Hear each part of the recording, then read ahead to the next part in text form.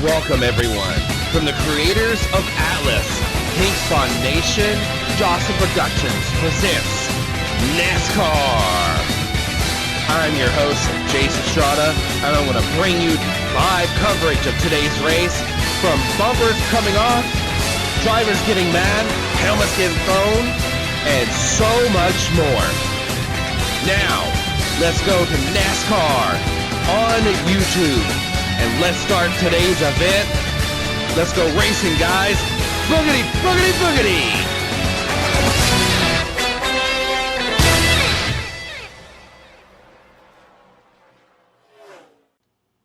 Here we are at Richmond. After last weekend's bumper-to-bumper wall crashing and action-packed weekend, we're going to go to another short track where the corners are a little bit tougher than Martinsville and a little bit more hard to get off in the corners. Let's see how you can be good in all the corners on the racetrack in tonight's event. The cars are getting ready to go on the grid, so let's start the countdown to green.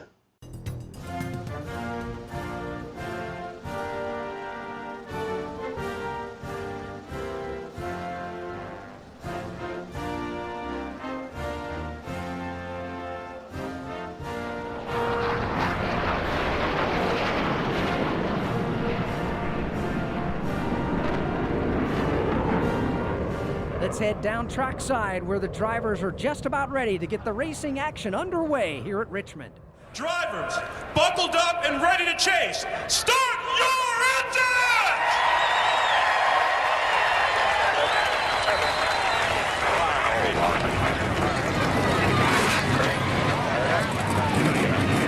The 3650 behind me.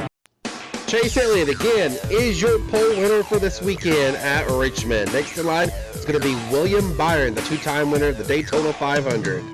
Next in line is going to be Ryan Blaney in the Ford Mustang. Next in line is going to be Martin Truex Jr., usually qualifying pretty good. Kevin Harvick in the number 4 is next in the group. Alongside him is going to be Denny Hamlin. Your last 3 cars are going to be Kyle Busch in the number 18 Camry, and Hinks Bond in the number 3. Next in line is going to be Joey Logano, and last but not least, Kyle Larson. So let's go racing, boys. Let's get this race started. Here we go, guys. Let's go racing, boys. Boogity, boogity, boogity. We're under green at Richmond. Here they come down to 1 and 2. And Chase Elliott holds a strong lead as they come down to the backstretch. And William Byron, his teammate's going to be on the top lane trying to get above him. And Ryan Blaney comes to sneak in the picture.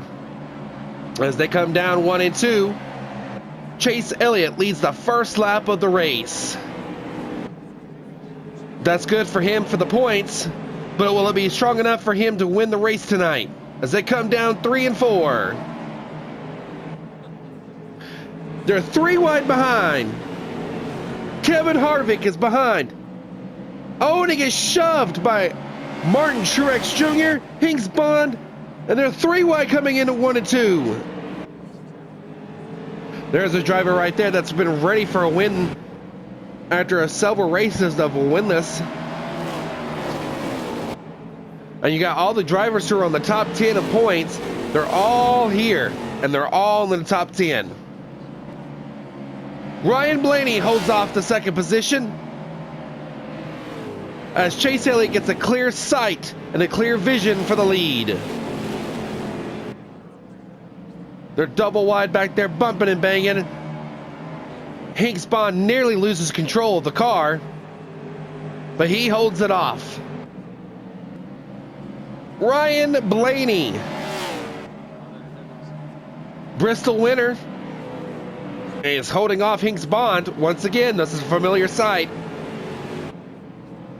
We'll see how well that does as Hinks Bond slowly creeps in the mirror. This is one driver right here, Ryan Blaney, who is 3rd in points.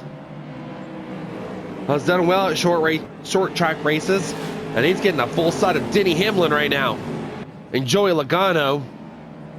Something you don't want to see, especially on a short track. But he has done well this week. He's actually sit there during practice and done pretty decent. Had a couple of tire failures coming out of pit road. That was quickly resolved as bad tires.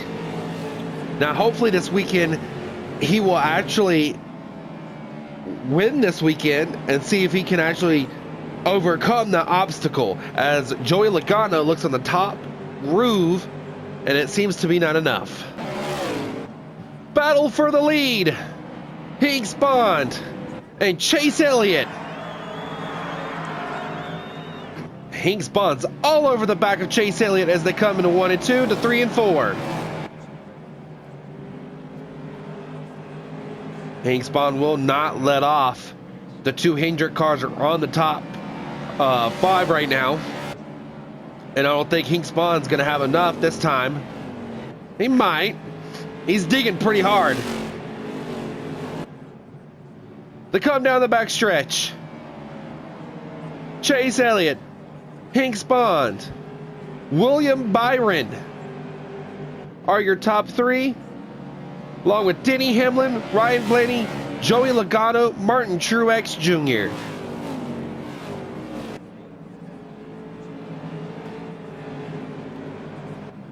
Ooh, Hinks Bond's all over the back bumper of the 9. Putting the intimidation back into number 3.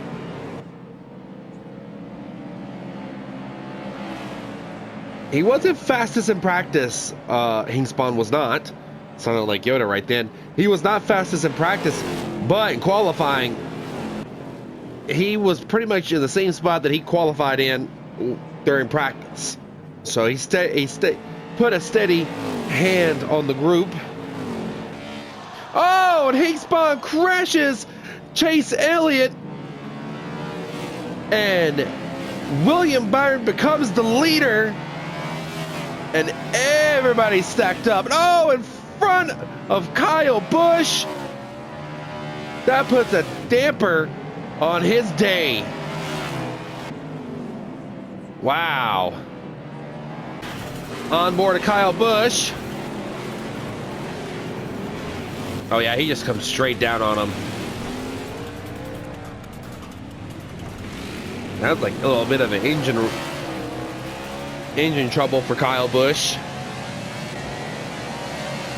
And there is your leader, William Byron, making it 3 wide.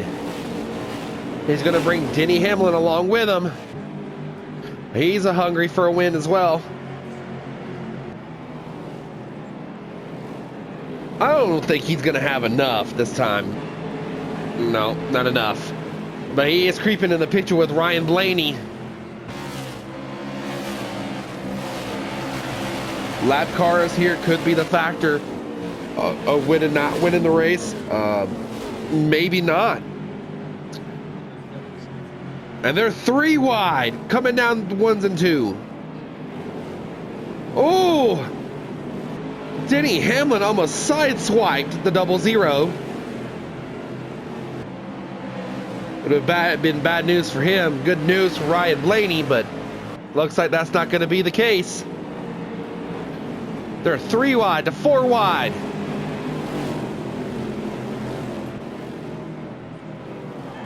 William Byron still holds the lead strong. As Denny Hamlin is now slowly losing ground on the number 24. That's unfortunate as they go 4 wide behind them. Feel like you're at Daytona with all the cars stacked up all together, and they almost collide.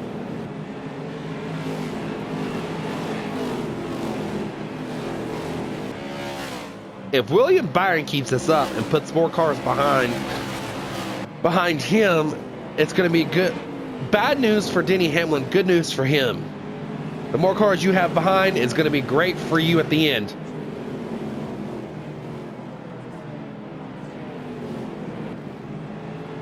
William Byron won 2 Daytona 500s One from last year and one to this year.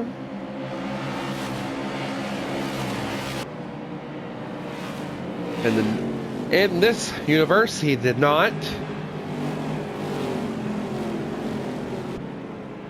But he is a two-time winner of the Daytona 500.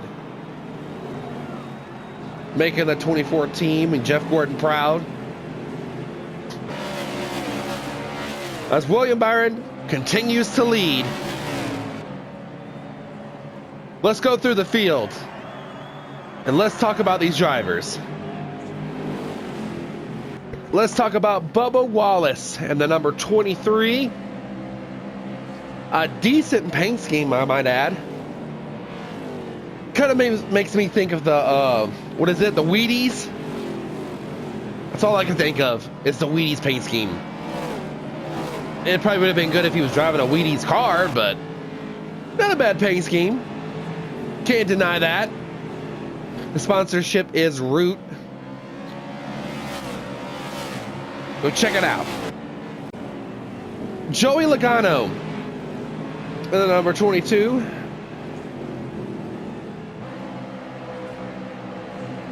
Has proven that he may have won the championship, but he's still around and he can still make some differences. As Kyle Larson, him and Kyle Larson, let me take those two in the equation right now. Let's go ahead and talk about both of them. Kyle Larson has slowly started to fall back after Martinsville and definitely after Bristol. And then Joey Logano has proven to be something, but I gotta say, Kyle Larson is starting to slowly fall back after the Joey Logano win. And short tracks has seemed not to be his forte and seemed not to be the one for him. But Joey Logano has done pretty well in the actual Sprint Cup Series. No special paint scheme, no special luck this weekend. Maybe he can get some positions in before he gets lapped. After that frustrating wreck, Kyle Busch is starting to slowly fall to the back. Getting caught up with Chase Elliott. Now he's starting to see the sights of the number 24. There's his brother behind him, Kurt. Next year, this will also be his last year. Seeing those two together brings back memories from back in the day when they wrecked each other at Charlotte. That was a good one. I think it was like an all-star event too. And it wasn't even like a few laps into that event and they wrecked each other. Most iconic picture you're going to see right there. The last few races are going to be a little bit hard.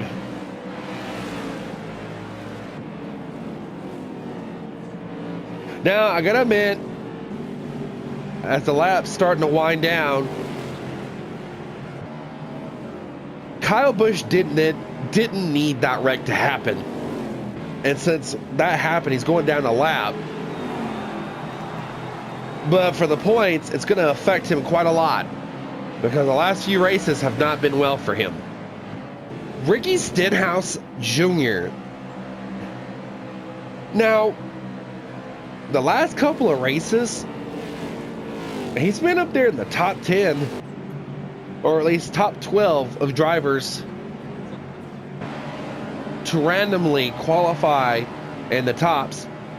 And I'm a little impressed with him because last weekend he did really well with qualifying, and this weekend he's done pretty well too.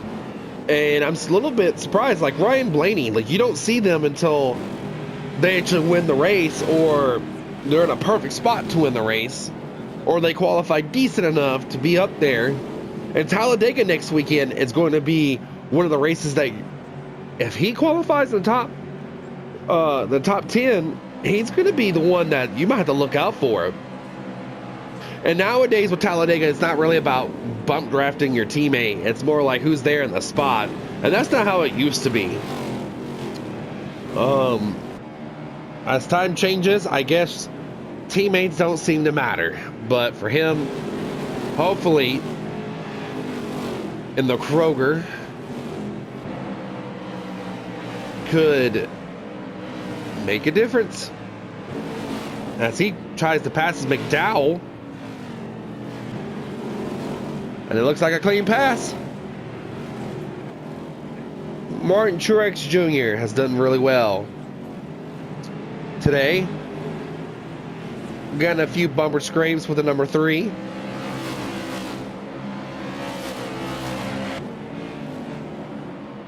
And he has been qualifying at least his worst qualifying spot this year is probably 11th, I think it was. I think it was at Daytona. But then again, I could be wrong. He's done pretty decent. He's qualified, at least stayed in the top 10 this year. And he's been pretty chilled. He's been roughhousing a little bit with a 3, but other than that, he looks like he's doing pretty good. Looks like his car handles pretty well. Hate that next year we're going to lose him as well. A lot of the drivers are retiring, and it's quite of a bummer as you see the 6 of Ryan Newman. There's just not many classic drivers left. A lot of the drivers that I grew up with is now slowly to fade away, and the new drivers like William Byron and Chase Elliott, they're all names that are household names like Elliott, but and Burton. There's some classic names up in there, but you don't see the sport change so much unless you looked at it in the last 25 years. If you go back to early 2000 to now, the sport has changed drastically over the years. And Martin Truex Jr. is just that one driver that you're surprised is still around, but you're glad that he's still around. And that brings it back to the number 24, who is still leading the race, William Byron. And I gotta say, the numbers never change, but the drivers change. Governments change, but the lies stay the same. And here comes Hank Spawn behind Denny Hamlin. That might pose a problem for the 24 as they come down to 3 and 4. Hank Spawn goes to the bottom. It's not going to be enough. They're 3 wide. This race is nearly over, and that's what the 24 is not needing to see.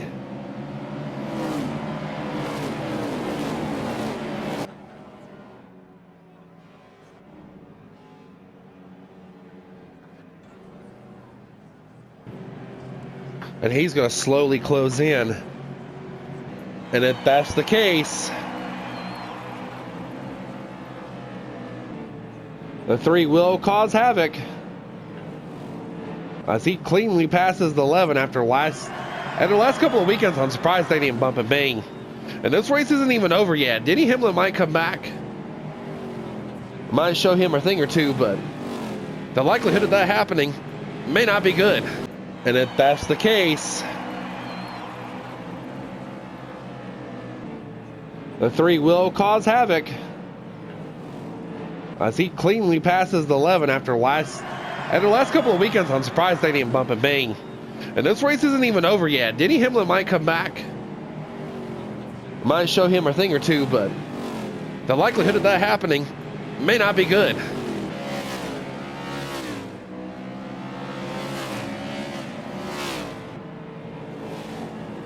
Now let's talk about the 24. over the years here, as the 3 comes slowly approaching into the picture, the 24 car has done very well here.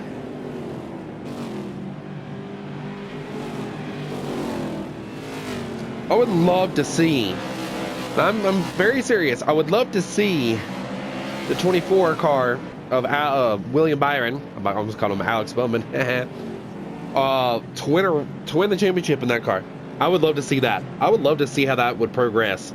Like, and here comes Hinks Bond, and he's right there with almost 30 laps to go. Hinks Bond is not going to stop. He's been hungry for a win. He has not won in a while. And that's not good.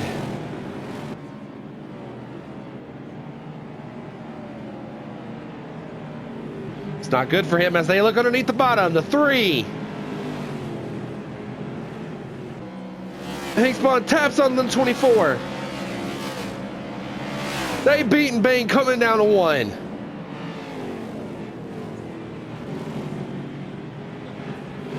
They're still roughhousing as they come into 2. Hinks Bond's not going to let up.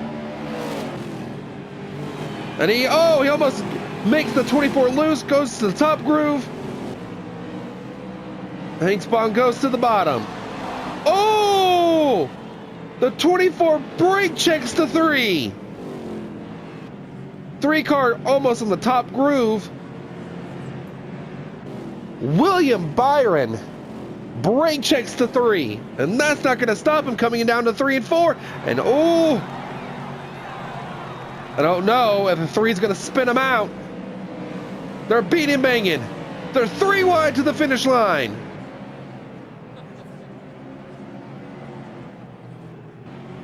And he's still rubbing against the 24. And the 24 almost gets spun out.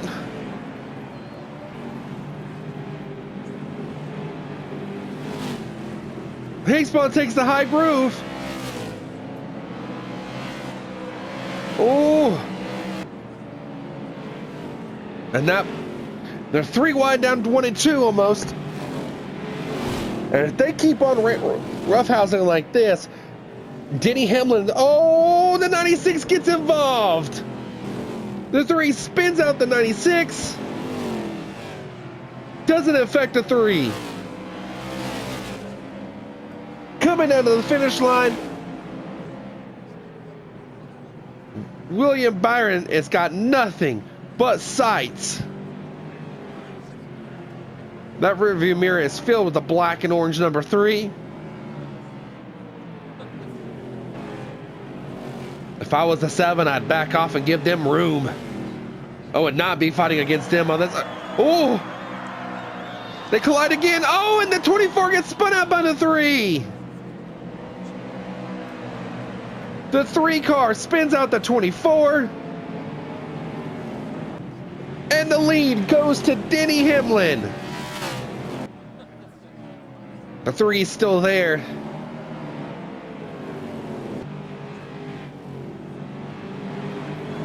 And Denny Hamlin needed that. He definitely needed that plot twist. And he's going to need that for the point system now, because now he's up there. Unbelievable.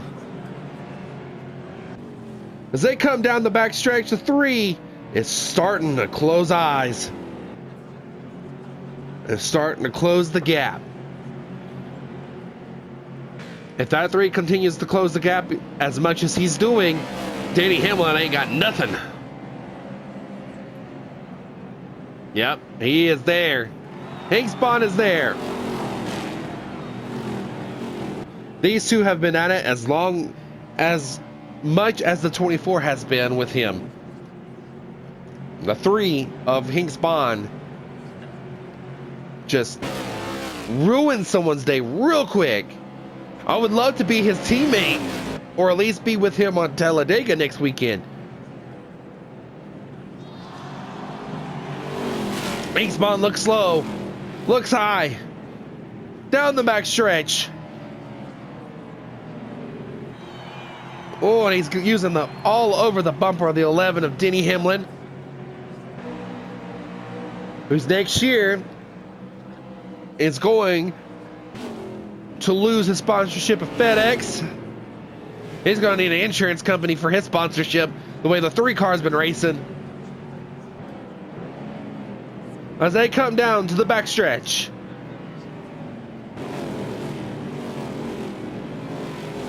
Hingspawn gets the full pass and gets the lead and leads the lap to show that he is still there to dominate the championship.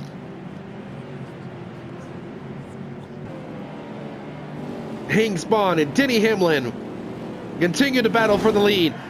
Denny Hamlin gets pushed down in 3.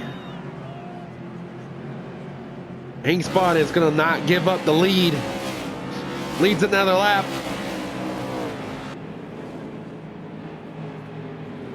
And Denny Hamlin dives on the bottom.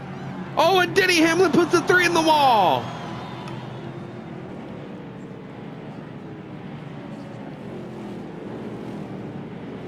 And Denny Hamlin does a bold move and shoves him out of the way. Tell him, hey, I'm done with you right now. Well, that's not going to be enough.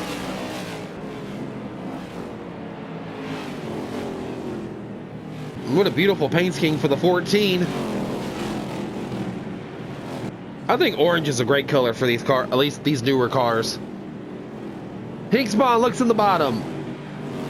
Oh, he gets close to Denny Hamlin. The laps continue to wind down.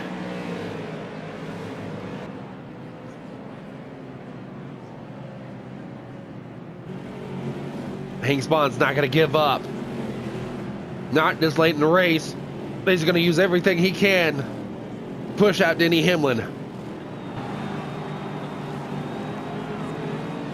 And here they come.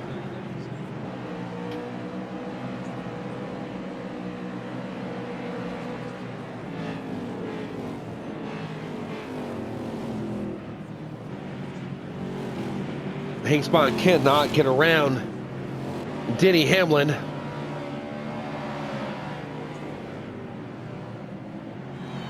And here in just a minute, with a few laps left to go, let's see what they got left. Hingspawn on the outside. Gonna use the bumper of Denny.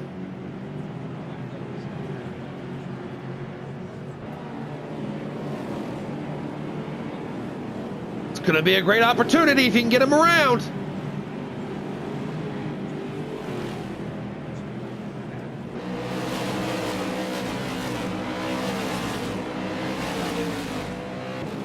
Caging up on more lap traffic. The 66 is there. Hingspawn goes to the bottom. Gonna shove Denny Hamlin up into the wall. Here he goes. Denny Hamlin gets spun out by the 3. Hingspawn is in low gear. Does he have enough? Here they come to the checkered flag. Who's it gonna be? Hingspawn. Almost a photo finish. And Hingspawn wins the race. Wow.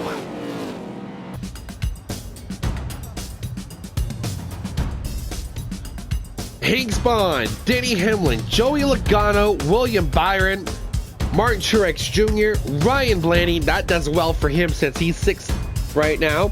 Kevin Harvick, Ricky Stenhouse Jr., Kyle Larson, Chase Elliott.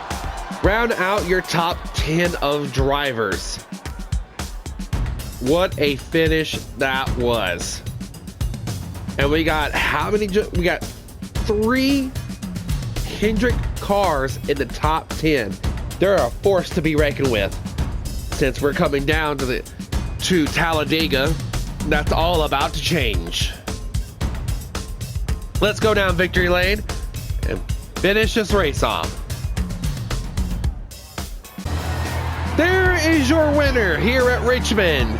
Thank you for watching. Hingspawn gets out of the car. We'll see you next weekend at Talladega.